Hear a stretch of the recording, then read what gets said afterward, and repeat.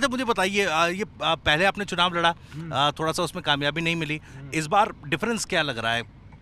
पिछली बार पार्टी ने मेरे को कहा कि मुख्यमंत्री के खिलाफ चुनाव लड़ो, जो वहाँ से 7-8 बार से विधायक थे और सिटिंग चीफ मिनिस्टर थे, वो भी चुनाव हारे। सिटिंग चीफ मिनिस्टर मेरे बदौलत चुनाव हारे, वरना वो चुनाव नहीं हारते। और ट्रायंगुलर फाइट में एक निर्दलीय व्यक्ति जीत गया चुनाव।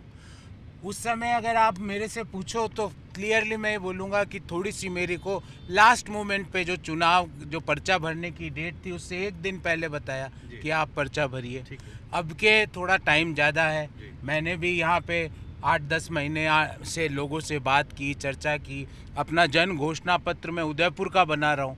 राजस्थान की घोषणा पत्र समिति का तो कन्वीनर हुई, पर उदयपुर का जन घोषणा पत्र भी बना रहा हूँ और उन चीज़ों को, उन मुद्दों को आगे लेके जा रहे हैं। ठीक है, मुझे बताइए, फिलहाल प्रधानमंत्री भी यहाँ पर आए और चूंकि सेंसिटिव बड़ा एक जघन्य हत्याकांड यहाँ पर हुआ, सेंसिटिव माहौल था, उसका असर है क्या यहाँ पर अभी? देखिए, लोग यही पूछ रहे हैं कि जिन लोगों ने वहाँ, जो लोग उसमें लिप्त थे, जिसको 4 घंटे में गहलोत सरकार ने पकड़ा, आज एनआईए उनको ले गई, अभी तक उनके खिलाफ दंडात्मक कार्रवाई क्यों नहीं हुई? लोग ये पूछ रहे हैं।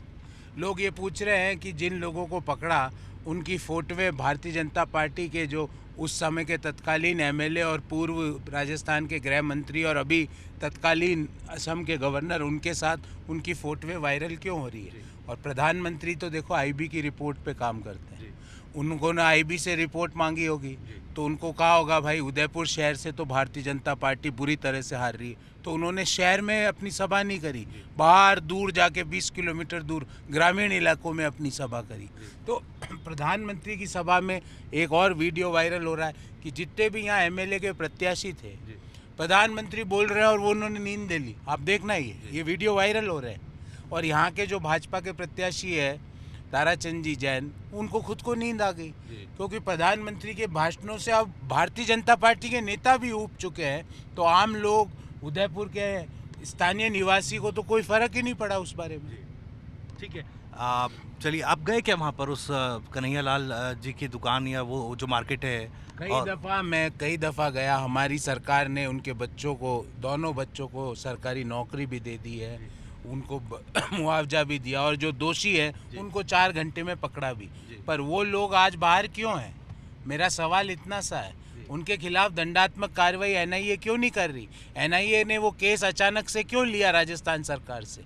क्यों वो राजनीति करना चाहते हैं? इन सवालों का जवाब केंद्र सरकार को देना पड़ेगा और यहाँ के स्थानीय निवासी जो हमारे उदयपुर वासी है वो ये बात को पूछ रहे हैं। चलिए ठीक है सर, अब ये तो देखिए चुनावी मुद्दे हैं और चुनाव में जनता तय करेगी। मुझे एक बात और बताइएगा, अब तो देखिए सर एक बड़ा चेहरा है आप, प्रवक्ता के तौर पर कांग्रेस पार्टी के, तो आसपास के जो बाकी कॉन्स्टिट्यूएंसीज़ हैं, 8 कॉन्स्टिट्यूएंसीज़ हैं, फेलो जो आपके प्रत्याशी हैं यहाँ पर, बुलाते हैं आप, कुछ हमारा भी कर दीजिए थोड़ा प्रचार। देखिए, पहले तो मेरे पास समय होता था, नामांकन से पहले मैं उनके कार्यक्रमों में जाता ही था, बड़े नेता आते थे तो भी जाता था।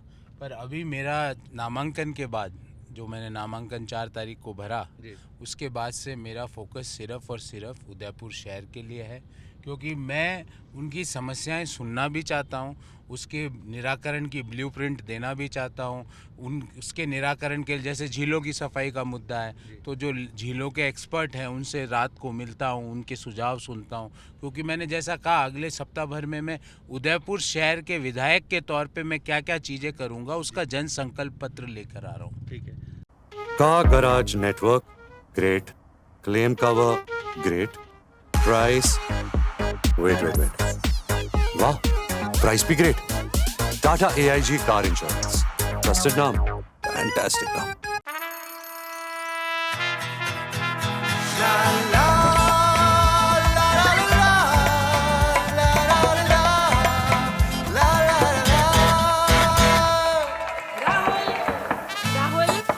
तन के साथ मन को जगाओ वी गार्ड वाटर हीटर्स के संग। We guard